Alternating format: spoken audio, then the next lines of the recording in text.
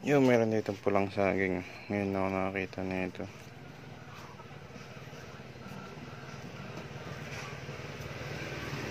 Pulang saging. Napakamahal daw na ito. Ito yung dalawa. Kain tayo na isa. Ito siya. Pulang saging. Napakamahal daw na ito. Matagal kasing tumubo ito. Pero masarap to. Ito yung pulang saging. Tignan natin pinagkaiba.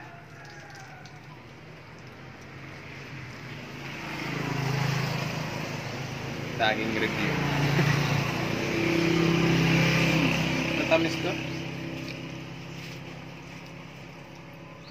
Siya mag-iba sila lasa eh. Pares matamis eh. Pero pares masarap naman. Pero mas mahal to. Kasi bihira lang to. Wala sa Cavite na ito eh. Maselan pa yung puno na ito. Tapos tagal tumubo.